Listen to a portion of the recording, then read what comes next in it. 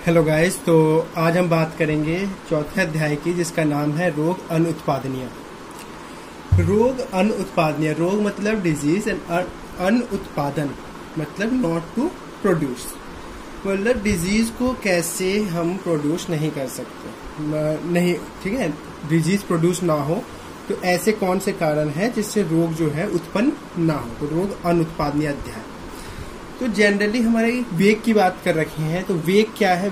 वेग is the urge, किसी भी काम करने की इच्छा जो हमारे मन में जागृत होती है उसको वेग कहते हैं। तो दो प्रकार का वेग होता है, एक धारणीय, एक है अधारणीय वेग। धारणीय वेग वो जिनको हमें धारण करना चाहिए, यानी जिनको हमें कंट्रोल करना चाहिए। बट अधारणीय वेग वे वेग होते हैं जिन्हें हमें धारण नहीं करना चाहिए, यानी उनको कंट्रोल नहीं करना चाहिए। यानी अगर वो अर्ज हुई, वो वेग हमें आया, तो ना उसको कंट्रोल करना चाहिए, रोकना नहीं चाहिए। क्लियर? या फिर अगर वो नहीं आया वेग ऐसा, तो उसको जबरदस्ती उस वेग को नहीं लाना चाहिए। तो अष्टांग हृदय में टोटल अधारणीय वेगों की संख्या जो है वो 13 बताई गई है। कितनी बताई गई है? 13। ठीक है। कौन कौन से? तो बताया गया है कि वेगान, धार्ये, द्वात, विन, मूत्र, शव, त्रिट, सुधाम, निद्रा, काश, श्रम, श्वास, जृंभा, अश्रु, छर्दी, रेतसाम। क्लियर? तो ये 13 प्रकार की बताई गई हैं। वात, इसमें दोनों आ गए हैं, ऊर्ध्ववात और अधोवात। ठीक है। तो वात को एक ही में माना गया है, एक ही वेग माना गया है। लेकिन जब आगे टेक्स्ट पढ़ते हैं, जब उस चैप्टर को पढ़ते हैं आगे, तो उसमें दो जगह उल्लेख है। एक जगह दे रखा है अपान वायु के बारे में, जो हमारा ऊर्ध्ववात है। ठीक है, सॉरी, अधोवात है। ऊर्ध्ववात में हमारा उद्गार दे रखा है, यानी जो वायु की गति प्रतिलोम होती है, यानी ऊपर की तरफ मूवमेंट होती है, वो उसको ऊर्ध्ववात बोलते हैं। और जिस वायु की गति नीचे की ओर होती है वो अधोवात होता है, और नीचे की तरफ अपान वायु की गति होती है। तो इसको दो जगह दे रखा है। ठीक है। तो वात को एक ही में मानते हैं। वीण यानी फीसिस, मूत्र यूरिन, शव छींक, त्रिड तृष्णा, क्षुधा भूख हंगर, निद्रा स्लीप, कास कफ, श्रम श्वास यानी breathing due to heavy work, जृंभा यानी यॉर्निंग, अश्रु टीयर्स, छर्दी वॉमिटिंग, रेटस यानी इजैक्यूलेशन ऑफ स्पर्म या शुक्र की बात करते हैं। तो ये 13 वेग हैं जिनको कंट्रोल नहीं करना चाहिए, ये अधारणीय वेग हैं। तो अब इन 13 अधारणीय वेगों को हम एक टेबुलर फॉर्म में पढ़ेंगे। ठीक है। इस टेबुलर फॉर्म में मैंने टोटल 14 सीक्वेंस दे रखी हैं। ठीक है, 14 नंबर तक दे रखा है। वैसे अधारणीय वेग 13 ही होते हैं, लेकिन मैंने दो जगह उल्लेख कर रखा है, एक अपान वायु का अलग से और एक जगह मैंने उद्गार का उल्लेख कर रखा है, क्योंकि अध्याय में भी ऐसे ही है। ठीक है। लेकिन इन दोनों को ही वाग्भट जी ने एक में ही इंक्लूड कर रखा है, दैट इज वात। ठीक है। तो कंफ्यूज ना होइएगा, अधारणीय वेग की संख्या 13 ही है। तो टेबुलर फॉर्म में स्टडी करते हैं। अपान वायु सबसे पहले, यानी अधोवात की बात करते हैं। ठीक है। अधोवात यानी नीचे की तरफ वात की मूवमेंट, तो अपान वायु की होती है। इसको अगर हम रोकते हैं तो क्या क्या रोग उत्पन्न हो सकते हैं? तो गुल्म, ठीक है, फैंटम ट्यूमर जिसको बोलते हैं। ट्यूमर हमेशा एक ऐसी चीज को बोलते हैं जहाँ गोला बन जाता है, इकट्ठा हो जाता है। तो वायु जो है इकट्ठा होकर एक सर्कुलर फॉर्म ले लेती है, जिसको गुल्म बोला जाता है। उदावर्त यानी अपर मूवमेंट ऑफ वायु, जब वायु की डाउनवर्ड मूवमेंट नहीं होगी तो निकलने के लिए क्या करेगी? अपवर्ड मूवमेंट करना चालू कर देगी, तो उदावर्त होने लगेगा। उदरशूल, उदरशूल यानी पेट दर्द, क्लम्प, थकान। ऊर्ध्व, जब वायु की जब हम अपान वायु को रोकते हैं तो जो वायु है वो अपवर्ड मूवमेंट करती है, वो हमारे जो है ऊर्ध्व जत्रुगत भाग में पहुंच जाती है, जिससे नेत्र रोग भी हो जाता है। हृदय तक पहुंचने से हृदय में व्यथा चालू हो जाती है, हृदय रोग भी होता है। और अग्निवध यानी जो है अग्नि जो है वो कमजोर हो जाती है। ठीक है। वाग्भट जी ने इसमें चिकित्सा तो नहीं बताई इस चैप्टर में, लेकिन हम अपने हिसाब से अपान वायु, क्योंकि जब रोकेंगे तो अपान वायु क्या हो जाएगी? वृद्धि हो जाएगी, तो उस अपान वायु की वृद्धि वाली चिकित्सा इसमें देंगे। क्लियर? अब बात करेंगे सकृत यानी पुरुष। ठीक है। जब पुरुष को रोक देंगे तो क्या होगा? जब पुरुष का अर्ज है, वेग आया, पुरुष के वेग को हम रोकेंगे तो पिंडलियों में एंठन हो जाएंगी। पिंडलियां किसको बोलते हैं? तो कार्फ को बोलते हैं। जो कार्फ मसल होंगे उसमें स्पाज्म आ जाएगा। प्रतिशाय, प्रतिशाय हम कॉमन कोल्ड को बोलते हैं, ठीक है, तो कॉमन कोल्ड भी हो जाता है। सिरोरुजह, pain in the head region. उद्गार, बेल्चिंग, ठीक है, क्योंकि इससे भी वायु, जब देखो जब सकृत रोकेंगे तो उससे भी अपान वायु की वृद्धि होगी, ठीक है। अपान वायु, सकृत और मूत्र ये तीनों आपस में रिलेटेड हैं। तो जब इसको रोकोगे तो अपान वायु की वृद्धि होगी और वो ऊर्ध्व अपर मूवमेंट करेगा, तो जिससे क्या होगा? उद्गार, वो ऊपर की तरफ से बाहर निकलने की कोशिश करेगा वायु, और इसी को हम बोलते हैं हिचकी यानी उद्गार, सॉरी हिचकी कह रहा हूं, ढकार, ठीक है, उसको बेल्चिंग और उद्गार बोलते हैं। परिकार्तिका यानी साफ pain in the rectum region, ठीक है। रेक्टम रीजन में क्या होगा? साफ पेन होगा, ठीक है। जो एनल फिशर होते हैं वो भी इसके बाद ही होता है, परिकर्तिका के बाद। पहले पेन होगा, फिर जो रेक्टम है, आप क्योंकि उसको बाहर नहीं निकलने दे रहे फिशेस को, तो वो अपने निकलने के लिए एक दूसरा रास्ता बनाएगा, ठीक है, तो उसको एनल फिशर बोलते हैं। हृदय अवरोध, हृदय में वेदना चालू हो जाएगी। मुखेन विट प्रवृत्ति, मुख के रास्ते से विट का बाहर आना, ठीक है, ये भी इसी का लक्षण है। अपान वायु के रोकने से होने वाले रोग, तो मैंने कहा क्योंकि कोरिलेटेड है, तो जो रोग अपान वायु के रोकने से हुए थे वो सब सकृत वेग को रोकने के कारण भी होगा। क्लियर? अब इसकी चिकित्सा कैसे करेंगे? तो वर्ती का प्रयोग करेंगे। वर्ती किसको बोलते हैं? तो वर्ती होता है जनरली बत्ती, ठीक है, एक बत्ती टाइप आकृति होती है, तो इसका इस्तेमाल करेंगे। इसमें मेडिकेटेड ड्रग्स लगे होते हैं। इससे क्या होता है? जो ब्लैडर वगैरह है और या रेक्टम है वो साफ किया जाता है, जो रुकी हुई वहां पे फिशिस मटेरियल है। अभ्यंग किया जाता है, अवगाहन स्वेद करते हैं, बस्ती कर्म तथा विड भेदी अन्नपान करते हैं, जिससे जो फिशिस मटेरियल है वो टूट जाता है और आसानी से बाहर आ जाता है। क्लियर? अब बात करते हैं तीसरे वेग की, जो है मूत्र। तो मूत्र के यानी यूरिन को भी नहीं रोकना चाहिए। जब यूरिन के अर्ज हो तो यूरिन हमें पास करना चाहिए, उसको ज्यादा देर तक नहीं रोकना चाहिए। अगर उसको ज्यादा देर तक कंट्रोल करते हैं तो उससे उत्पन्न वाले रोग हैं अंग भंग। अंग भंग का मतलब होता है हमारे शरीर में टूटने जैसी व्यथा होना, लगता है कि हमारा पूरा शरीर जो है टूट रहा है, दर्द होने लग जाता है। अश्मरी, कैलकुलाई हो जाते हैं, तो यूरिनरी ब्लैडर में जो स्टोन्स होते हैं तो वो पत्थरी बन जाना अश्मरी हो जाता है। बस्ती में वेदना हो जाती है, ठीक है, जब मूत्र की अमाउंट बढ़ जाएगा बस्ती के अंदर, ब्लैडर के अंदर, तो क्या हो जाएगी? वहां पे वेदना चालू हो जाएगी। मेद्र में वेदना चालू हो जाएगी, यानी पेनिस के अंदर आपका पेन होने लग जाएगा। वंशन में आपके वेदना हो जाएगी, ठीक है, यानी मूत्र वायु स्रोतस है उसका। अपान वायु एवं वंशन, ठीक है, उसमें वेदना हो जाएगी। अपान वायु एवं पुरुष के वेग को रोकने से उत्पन्न रोग, क्योंकि ये तीनों कोरिलेटेड है, तो ऊपर जो दो बताए गए हैं उनसे जो रोग उत्पन्न होंगे वो भी मूत्र के वेग को रोकने में वो भी रोग उत्पन्न होंगे।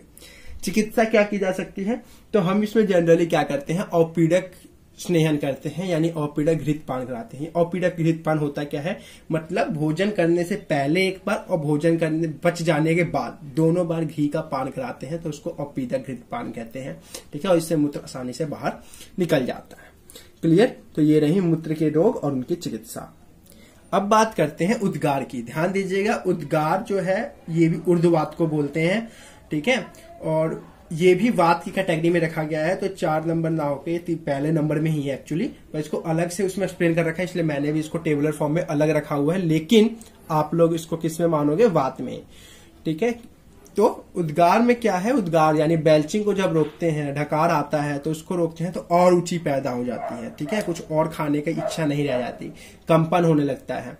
हृदय एवं फुफ्फुस भी बंद हो जाता है, हृदय रोग होने लग जाते हैं। आधमान, आधमान मतलब पेट का फूलना चालू हो जाता है, क्योंकि जब वायु बाहर नहीं निकालोगे तो क्या करेगी वो? क्योंकि बैलून है, बैलून में से बाहर कहीं निकलने का रास्ता नहीं है, तो बैलून क्या करेगा? फूलेगा, तो पेट भी आपका क्या होता है? आधमान होने लग जाता है। कास रोग होंगे तथा हिक्का भी होगा। तो इसकी चिकित्सा क्या करेंगे? तो जनरली हिक्का रोग के समान इसकी चिकित्सा की जाती है। तो उद्गार में कोई दिक्कत नहीं है कि आगे बढ़ते हैं। अब बात करते हैं शव। शव या फिर शूत बोल सकते हैं या फिर छींक बोल सकते हैं। तो इसको जब रोकते हैं तो क्या होता है? सिर में पीड़ा बच जाती है, ठीक है, इंद्रिय दौर्बल्य हो जाता है। मन्य स्तंभ यानी मन्या किसको बोलते हैं? नीला मन्या। मन्या यानी नेक, स्तंभ यानी स्टिफनेस आ जाती है, तो नेक के अंदर स्टिफनेस आ जाती है, ठीक है। अर्दित यानी पैरालाइसिस हो जाते हैं, अर्दित, ठीक है। तो ये छींक जनरली देखिएगा ज्यादातर रोग जो है ना ये वात की वृद्धि वाले लक्षण ही है। तो 13 प्रकार के जितने वेग बताए गए हैं जनरली वात कारक रोग ही उत्पन्न करते हैं, ठीक है। तो इन सबको नहीं रोकना चाहिए। अब इसकी चिकित्सा कैसे करेंगे? अगर छींक रुक जाती है, छींक के रोकने से अगर रोग उत्पन्न हो गए तो उसकी चिकित्सा तो तीक्ष्ण, धूमपान, अंजन, नस्य, ये तीनों प्रोसेस देखिए क्या है ऊर्ध्व जत्रुगत रोगों के लिए किया जाता है। तो धूमपान करेंगे, अंजन करेंगे, नस्य करेंगे, सूर्य की ओर देखने से पुनः छींक आने की प्रक्रिया करेंगे, स्नेहन करेंगे तथा स्वेदन करेंगे। तो ये छींक के रोकने से होने वाले रोगों से चिकित्सा है। अब बात करते हैं तृष्णा। जब प्यास लगी हो और पानी ना मिले पीने को या फिर हम ना पिए उसको कंट्रोल करें तो मुख शोष हो जाता है, यानी मुख में जो है ड्राइनेस आ जाती है, अंगसाध हो जाता है, बधिरता यानी बहरापन हो जाता है, सम्मोह, मोह का मतलब होता है बेहोशी, ठीक है। जब पानी कमी शरीर के अंदर हो जाएगी तो क्या हो जाएगा? बेहोश हो जाएगा बंदा। भ्रम यानी चक्कर आना, ठीक है। हृदय रोग भी होता है। इसकी चिकित्सा क्या करेंगे? तो क्योंकि पानी कमी से हुई यानी शीत चीज नहीं गई तो शीत आहार विहार तथा औषध का सेवन करके इसकी चिकित्सा करें। तृष्णा के बाद छठा वेग है क्षुधा। क्षुधा में क्या है? अंग भंग होगा। अंग भंग बताया मैंने, अंगों का टूटना, और टूटना मतलब वेदना होना पूरे शरीर में, अरुचि होना, कुछ और एक बार खाना समय पे नहीं खाया तो और कुछ खाने की इच्छा नहीं रह जाती, ग्लानि होना, ठीक है। काश्रय, काश्रय यानी कृष्णता पैदा हो जाती है, पतलापन आता है शरीर में। सूल यानी दर्द, ठीक है, पेट दर्द होना चालू हो जाता है। भ्रम हो जाता है, ठीक है, भ्रम पहले बता दे चक्कर को कहते हैं। तो इसकी अब चिकित्सा कैसे करेंगे? तो जब एक बार खाना नहीं मिलता यानी आपकी अग्नि जो होती है वो भी वीक हो जाती है, तो इसलिए हमें क्या करना होता है? जब अचानक भूख, मान लो 2 दिन से आप उपवास पे हो, 3 दिन से उपवास पे हो, तो जब खाना खाओगे तो एक साथ ही अधिक नहीं खाना, लघु आहार लेना पड़ता है। तो लघु आहार लेंगे, उष्ण आहार लेंगे, स्निग्ध लेंगे तथा जो अल्प भोजन लेंगे, ठीक है, हल्के मात्रा में खाएंगे। उसके बाद निद्रा की बात कर लें। निद्रा आ रही है, मैं निद्रा ले नहीं रहा तो क्या होगा? मोह हो जाएगा। मूर्धा, ठीक है, मूर्धा और अक्षी में गौरवता आ जाएगी, यानी हेड रीजन और हमारे आईज में जो होगी वो भारीपन महसूस होगा, आलस्य आ जाएगा, जम्भाई आएगी, अंग मर्दन होगा, ठीक है, ऐसा कि जैसे अंग को कोई दबा रहा है, दर्द हो रहा है, ऐसा मसलने जैसा दर्द जो होता है वैसे दर्द होने लग जाएगा। इसकी चिकित्सा कैसे करेंगे? तो स्वप्न यानी पूरी अच्छी तरह से नींद, कंफर्टेबल नींद लेंगे लंबी। संवाहन, संवाहन कहते हैं नींद आने से पहले हाथ पैर तथा सिर को दबाना, इसको संवाहन कहते हैं। तो निद्रा के वेग को रोकने से जो रोग होते हैं उनकी चिकित्सा ऐसे की जाती है। अब बात करते हैं 8वें वेग की, जिसका नाम है कास। कास रोग की वृद्धि, ठीक है। जब कास यानी कफ, जब कफ को बाहर नहीं निकलने दोगे तो क्या होगा कि उसकी और वृद्धि हो जाएगी। तो अब कास रोग से जो है श्वास की प्रॉब्लम भी हो जाएगी, ठीक है, रेस्पिरेटरी डिजीज प्रोड्यूस हो जाएंगी, इससे अरुचि पैदा होगा, ठीक है। इससे हृदय रोग भी हो जाता है, ठीक है, वहां पे अवरोध पैदा हो जाएगा। शोष, ठीक है, जनरली ये शोष जो है राजयक्ष्मा, ट्यूबरक्लोसिस के लिए कास जो है आगे फर्दर किसको कॉज करता है? ट्यूबरक्लोसिस को। तो ट्यूबरक्लोसिस के भी चांसेस बढ़ जाएंगे। हिचकी आना चालू हो जाएंगी। इसका जनरली उपचार क्या है? तो कास रोगनाशक चिकित्सा, कास की जो रोगनाशक चिकित्सा है जो आगे चिकित्सा सूत्र में बताई जाएंगी, ठीक है, उसमें मेंशन किया गया है, तो उस चिकित्सा को यहाँ पे फॉलो करेंगे, कास रोगनाशक चिकित्सा। अब बात करते हैं 9वें वेग की, जिसका नाम है श्रम श्वास। श्रम श्वास यानी श्रम मतलब परिश्रम, ठीक है, और श्वास यानी सांस लेना। अब जब कोई मेहनत करता है तो लंबी बहुत तेज रेस्पिरेटरी रेट जो होता है उसका बढ़ जाता है। जब हम उस रेट से सांस नहीं लेंगे, रोकेंगे, तो क्या हो जाएगा? गुल्म हो जाएगा, ट्यूमर, हृदय रोग होगा और सम्मोह होगा, ठीक है, ये रोग उत्पन्न होंगे। इसकी चिकित्सा क्या होगी? जब ऐसी बात है, जब सांसें फूल रही हैं श्रम करने से, तो विश्राम कीजिए और तथा वातनाशक अभियान कीजिए, ठीक है। उसके बाद 10वां वेग है जिह्वा। जिह्वा का मतलब जम्भाई लेना। तो जम्भाई को अगर रोकते हैं तो क्या होगा? छींक के वेग को रोकने से उत्पन्न जो रोग बताए गए हैं वो जिह्वा को भी रोकने से वही रोग उत्पन्न होंगे, और इसकी चिकित्सा भी वातनाशक चिकित्सा होगी। तो जनरली देखिए यहाँ पे सब में वातनाशक चिकित्सा ही दी जा रही है, क्योंकि रोग भी जो है वात वृद्धि वाले ही हो रहे हैं। अब बात करते हैं 11वें की। 11वें वेग की, इसका नाम है अश्रु। अश्रु यानी आंसू। आंसुओं को भी नहीं रोकना चाहिए, क्योंकि आपको पता है आंसू जो एक फिजियोलॉजिकल फिनोमिना है, जिससे क्या होता है आंख की जो गंध है वो बाहर आ जाते हैं। तो अब इससे क्या होगा? अगर रोकेंगे तो पीनस हो जाएगा। पीनस का मतलब जो नोजल एरिया है आपका, नॉस्ट्रिल्स के आसपास का एरिया, वो सूज जाता है, तो जुकाम हो जाता है। फ्लूइड, क्योंकि वहां पे एक्स्ट्रा फ्लूइड जम जाता है, क्योंकि टीयर्स के थ्रू आप बाहर निकाल नहीं रहे उसको। नेत्र रोग हो जाएगा, सिरो रोग और हृदय रोग होगा, ठीक है। मन्यास्तंभ यानी आपके नेक की स्टिफनेस हो जाएगी, और रुचि होगा, भ्रम और गुल्म होगा, ठीक है।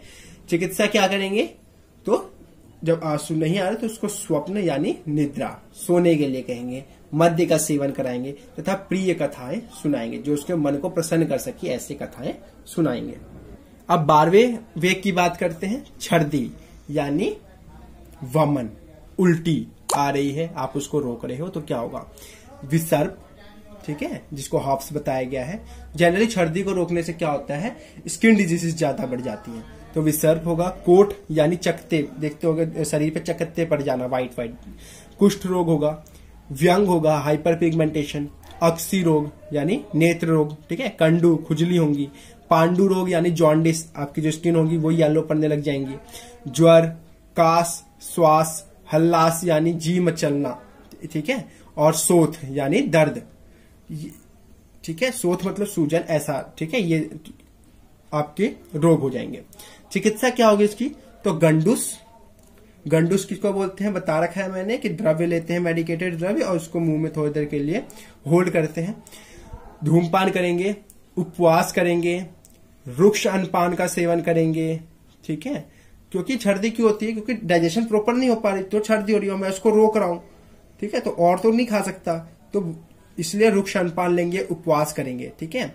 भोजन के उपरांत क्या करेंगे, जितनी बार भी भोजन कराएंगे उसके बाद उसका वमन कराएंगे, उसकी हर बार वमन कराएंगे। व्यायाम करेंगे, रक्त श्रावण करेंगे, विरेचन करेंगे, सार एवं नमक युक्त तैल की मालिश करेंगे। इंपॉर्टेंट क्या है, सार एवं नमक युक्त तैल की मालिश करेंगे अगर छर्दी रोकने से कोई रोग उत्पन्न हुआ है तो। अब आखिरी और 13वें वेग की बात कर लेते हैं, शुक्र, रेतस, ठीक है। तो उसको अगर रोकते हैं तो क्या होगा, तो मूत्र के साथ शुक्र का निकलना, ठीक है, जो मूत्र के साथ शुक्र का श्रावण होगा, ठीक है। गुद्य वेदना, गुद्य मतलब होता है लिंग, लिंग में वेदना स्टार्ट हो जाएगी। सोथ होगा, सूजन हो जाएगी। ज्वर, हृदय में पीड़ा होने लग जाएगा। मूत्र संग होगा, यानी मूत्र के रास्ते में जो होगा रुकावट पैदा हो जाएगा। अंग भंग होगा, वृषण की वृद्धि होगी, टेस्टिकल्स जो होंगे वो उसकी ग्रोथ हो जाएगी, इनलार्ज हो जाएंगी। अस्मरी, कैलकुलाई हो जाएगा। नपुंसकता, ठीक है, इनफर्टिलाइजेशन भी हो जाएगा। चिकित्सा क्या होगी, तो मुर्गे का मांस खाना है। सूरा, सूरा बोलते हैं जो बेस्ट अल्कोहल होता है उसको, बेस्ट मध्य माना जाता है सूरा को, उसको पिलाना। साली धान्य का सेवन करना। उत्तर बस्ती देना, उत्तर बस्ती जब पढ़ाऊंगा तो बताऊंगा। उत्तर बस्ती जनरली महिलाओं और इसमें किया जाता है, ठीक है। उत्तर बस्ती जो डिजीज मेनली वेजाइना, ठीक है, तथा यूरेथ्रा से रिलेटेड होती है उनमें दी जाती हैं। अभ्यंग करेंगे, अवगाहन स्वेद करेंगे तथा प्रिय स्त्री का सेवन करेंगे, यानी शुक्र का इजैक्यूलेशन रेगुलर होना चाहिए। तो अगर शुक्र जो है अवरोध हो जाता है तो ये प्रकार के रोग होंगे और उसकी चिकित्सा इस प्रकार है। अब बात करिए, तो है अधारणीय वेग की बात कर ली, ठीक है। अब बात करते हैं धारणीय वेग की, यानी इन वेगों का धारण करना चाहिए, इनको कंट्रोल करना चाहिए, जिससे मानसिक रोग उत्पन्न नहीं होगा। क्या क्या है, तो लोभ, लोभ यानी लालच। ईर्ष्या, ठीक है, किसी को देख के जलन महसूस करना। द्वेष, किसी के प्रति नुकसान पहुंचाने की भावना। मात्सर्य, यानी कोई दुख में है तो उसको देख के सुख की अनुभूति करना, इसको मात्सर्य बोलते हैं। राग आदि, ये सब जो वेग है ये धारणीय वेग है, इनको धारण करना चाहिए, ठीक है। आगे बताया गया है, जब इसको रीड करोगे इस चैप्टर को, तो इसमें जनरली जो बेस्ट चिकित्सा बताई गई है वो शोधन, क्योंकि एक बार समन करते हैं तो भी दोष जो है वो क्योंकि शरीर के अंदर ही है तो कुपित हो सकता है, तो शोधन जो है बेस्ट चिकित्सा बताई गई है। तो शोधन करने के लिए निम्न ऋतु के काल बताए गए हैं, किन काल में करना चाहिए। तो शोधन योग्य ऋतु जो है वात के लिए, क्योंकि वात आपको पता है ग्रीष्म ऋतु में बढ़ जाता है, तो उसका जो शोधन करने चाहिए। सामान्य काल, यानी जब ज्यादा न गर्मी हो, ना ज्यादा बरसात हो, ना ज्यादा शरद हो, उसके नेक्स्ट ऋतु प्रावृत ऋतु में करना चाहिए। अभी प्रावृत ऋतु बताई नहीं कौन सी होती है, तो एक्चुअली दक्षिण भारत में क्या होता है, वर्षा जो है ज्यादा होती है, तो इसको दो भागों में बांट दिया गया है। जो सब शुरुआत वाले जो वर्षा ऋतु है, शुरू के फर्स्ट जो है 2 महीने, उसको बोलते हैं हम किसको, प्रावृत, तथा बाद को बांट दिया गया है वर्षा ऋतु में। यानी जनरली क्या कह सकते हैं हम, ग्रीष्म ऋतु और वर्षा ऋतु इन दोनों के बीच का, जब ज्यादा न गर्मी हो ना ज्यादा बरसात हो, तो इसमें हमें इसको प्रावृत ऋतु कहते हैं। और इस ऋतु में हमें वात का शोधन करना चाहिए। पित्त का शरद ऋतु में, क्योंकि वर्षा में इसका क्या संचय हो गया, तो शरद ऋतु में इसका शोधन कर देना चाहिए। कफ का वसंत ऋतु में करना चाहिए, क्योंकि कफ जो है संचित कब हो जाता है, हेमंत तथा शिशिर ऋतु में इसका संचय होता है, तो वसंत ऋतु में इसका क्या करना चाहिए, शोधन कर देना चाहिए। तो क्लियर हुआ। ये अधारणीय वेग जो है मैंने बताया, इस चैप्टर में और कुछ नहीं है, ये अधारणीय वेग जनरली मेन है। अधारणीय वेग आपको पढ़ना है, इसको सीक्वेंस में याद रखना है। अधारणीय वेग से इनसे होने वाले रोग और चिकित्सा। तो ये टेबल जो मैंने बताई, बस इस टेबल को पढ़ लीजिएगा, 4 चैप्टर कंप्लीट हो जाएगा। इसको आसानी से याद रखना है। याद रखने का आसान तरीका, सबसे पहले वात, ठीक है। जब वात होगा, जब यानी जब गैस इंडाइजेशन की, जब गैस बनता है सही में, यानी सकृत, ठीक है। तो वीड, और वीड से रिलेटेड है मूत्र। मूत्र के बाद अगर ऊर्ध्व वात बढ़ जाता है, वात ऊपर की ओर जाएगा, यानी आपको छींक आएगी। छींक को रोकोगे तो तृष्णा लगेगी, तृष्णा और भूख एक साथ होगी। जब खाना खा लेंगे तो आपको क्या लगेगी, नींद यानी निद्रा, ठीक है। निद्रा के बाद क्या जाएगी आपको, जिह्वा, आप इसको याद कर सकते हो, जिह्वा, ठीक है। जम्भाई आने लगेगी, ठीक है। जम्भाई जब ज्यादा ले तो क्या आंसू निकलते हैं, तो अश्रु, ठीक है। उसके आकाश, श्वास, छर्दी और रेतस। तो ये 13 प्रकार के अधारणीय वेग है। जैसे भी आप याद करना चाहो इसको याद कर लेना, सीक्वेंस में याद करो तो ज्यादा बेटर है। तो 13 अधारणीय वेग याद करना है। टेबल में मैंने 14 बता रखे हैं, क्योंकि उसमें 2 जगह इस्तेमाल कर रखा है, एक अधोवात एक ऊर्ध्ववात को अलग अलग रखा है मैंने, लेकिन वाघभट जी ने इसको एक वात के अंदर ही माना है। तो टोटल अधारणीय वेग 13 ही है, कंफ्यूज नहीं हो जाएगा, ठीक है। तो आज के चैप्टर में इतना ही। कोई डाउट हो तो मैसेज करके पूछ लीजिएगा। That's all, thank you.